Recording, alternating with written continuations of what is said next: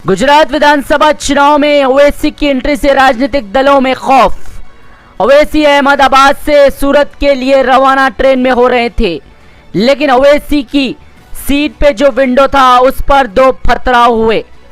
पत्थर फेंकने वाली गैंग ने दो पत्थर फेंके, वो भी बहुत ही बड़े। ओवैसी का सफर जारी था, इस बीच ही दो पत्थर बड़े ओवैसी की विंडो पर पड़े, जिसकी वजह से ओवैसी की विंडो ट्रेन की जो कांच की थी वो पूरी तरीके से टूट गई। ओवैसी वहां से उसके बाद हट गए। ओवैसी को कोई नुकसान नहीं हुआ। ये पत्थर फेंकने वाली गैंग आखिर कौन है जो ओवैसी की विंडो पर पत्थर फेंके, और वो भी एक नहीं दो फेंके। आपको बता दें, उत्तर प्रदेश के विधानसभा चुनाव में भी ओवैसी के ऊपर गोलियां चलाई गई थी।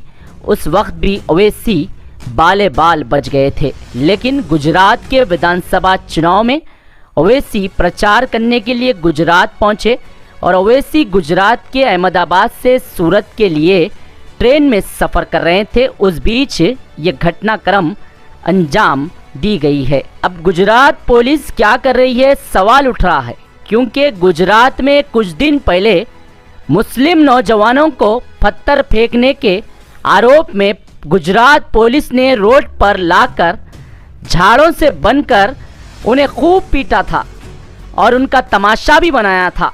अब देखना होगा असदुद्दीन ओवैसी की जो ट्रेन की विंडो पर जो पत्थर फेंके गए, वो पत्थर फेंकने वाले आरोपियों को पुलिस गिरफ्तार करके ऐसे ही तमाशा बनाती है या फिर खामोश हो जाती है, ये भी देखना होगा।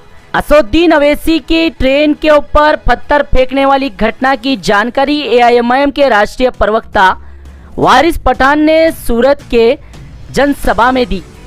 वारिस पठान ने कहा कि दोनों ही पत्थर बहुत बड़े थे, लेकिन असदुद्दीन ओवैसी को कोई नुकसान नहीं हुआ। असदुद्दीन ओवैसी भारत के दिग्गज नेताओं में आते हैं। असदुद्दीन ओवैसी जब ट्रेन में सफ़र कर रहे थे, उन पर पथराव हो गया, लेकिन आज गुजरात पुलिस पर भी सवाल उठने लगे हैं। और असदुद्दीन ओवैसी कोई भी टिप्पणी करते हैं तो भारत में बवाल मच जाता है। असदुद्दीन ओवैसी वो नेता है, चाहे वो सदन रहो या फिर कोई भी सियासी मंच रहो, मजलूमों की आवाज़ बेखौफ उठाते हैं। असदुद्दीन ओवैसी ने साफ कहा था कि मैं मौत से नहीं डरता, मौत तो एक बार ज़रूर आनी है और मुझे किसी का डर नहीं है।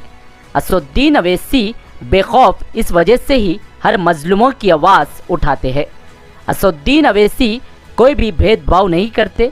असदुद्दीन ओवैसी से हिंदू भाई भी मुस्कुराते हुए मिलते हैं और मुस्लिम भाई भी मुस्कुराते हुए मिलते हैं। असदुद्दीन ओवैसी हमेशा हर मजलूमों की मदद करने का जज्बा लिए भारत के हर कोने में जाते हैं और अपनी जनसभा करते हैं और मजलूमों की आवाज़ उठाते हैं। असदुद्दीन ओवैसी से बिना मज़हब मिल्लत लोग मोहब्बत करते हैं। असदुद्दीन ओवैसी भी बिना भेदभाव के हर किसी की मदद करते हैं। असदुद्दीन ओवैसी की एआईएमआईएम पार्टी गुजरात के विधानसभा चुनाव में जैसे ही प्रत्याशियों के नाम की घोषणा की, उसके बाद से तमाम राजनीतिक दल असदुद्दीन ओवैसी पर तरह तरह के आरोप लगा रहे हैं और असदुद्दीन ओवैसी पर हमलावर है।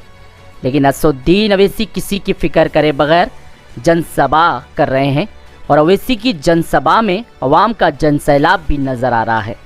इस वजह से ही ऐसा दिख रहा है कि असदुद्दीन ओवैसी की एंट्री से तमाम राजनीतिक दल अब बौखलाहट का शिकार हो गए हैं। इस वजह से ही आज असदुद्दीन ओवैसी की ट्रेन में जो असदुद्दीन ओवैसी सफ़र कर रहे थे, पथराव हुआ। कुछ भी कर ले, लेकिन असदुद्दीन ओवैसी पूरी ताकत झोंक रहे हैं अपने प्रत्याशियों को जिताने के लिए। असदुद्दीन ओवैसी ने दावा भी किया है कि हमारे प्रत्याशी गुजरात की विधानसभा ज़रूर पहुंचेंगे। असदुद्दीन ओवैसी ने यह भी कहा कि हमें जनता पर पूरा यकीन है, जनता ज़रूर हमें आशीर्वाद देंगी। अपनी लड़की को दीजिए खुशियों का तोहफा। चले आइए न्यू HKGN फर्नीचर, जहां हम अक़साम के फर्नीचर्स दस्तयाब हैं।